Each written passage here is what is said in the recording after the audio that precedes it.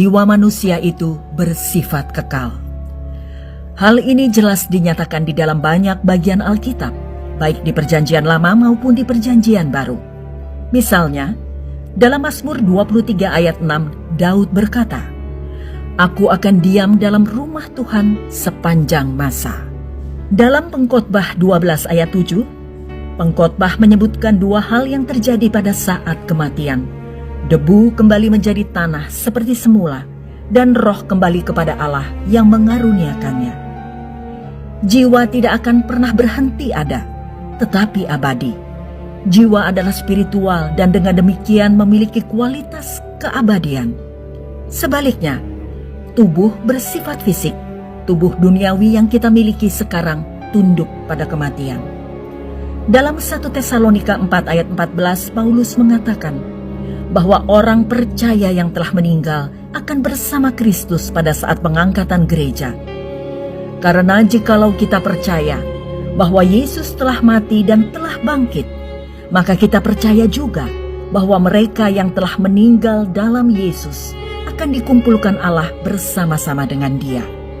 Semua perikop ini menunjukkan bahwa jiwa itu abadi.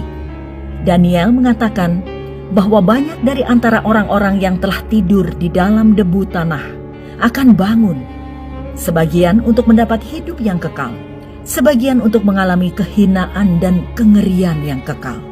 Daniel 12 ayat 2. Demikian pula, Yesus sendiri yang menyatakan nasib orang fasik. Dan mereka ini akan masuk ke tempat siksaan yang kekal, tetapi orang benar ke dalam hidup yang kekal. Matius 25 ayat 46. Alkitab dengan jelas mengajarkan bahwa semua orang, baik mereka yang diselamatkan atau tidak, akan melewatkan kekekalan, baik di surga maupun di neraka. Hidup yang sejati atau hidup yang rohani tidak akan berakhir ketika tubuh jasmani kita mati. Jiwa kita akan hidup untuk selamanya di hadapan Allah jika kita sudah diselamatkan, atau dalam hukuman di neraka jika kita menolak anugerah Allah untuk diselamatkan. Kenyataannya, janji Alkitab bukan saja menyatakan jiwa kita akan hidup untuk selamanya, namun tubuh kita juga akan dibangkitkan kembali. Harapan akan kebangkitan tubuh ini adalah inti dari iman kekristenan. 1 Korintus 15 ayat 12 sampai dengan 19. Walaupun semua jiwa bersifat kekal, penting untuk diingat bahwa kita tidak bersifat kekal seperti Tuhan. Tuhan adalah satu-satunya makhluk yang kekal, di mana Dia sendiri tanpa awal dan akhir. Tuhan selalu ada dan akan selalu ada. Jiwa manusia dan juga malaikat memiliki permulaan karena diciptakan. Ada waktunya di mana jiwa kita tidak eksis.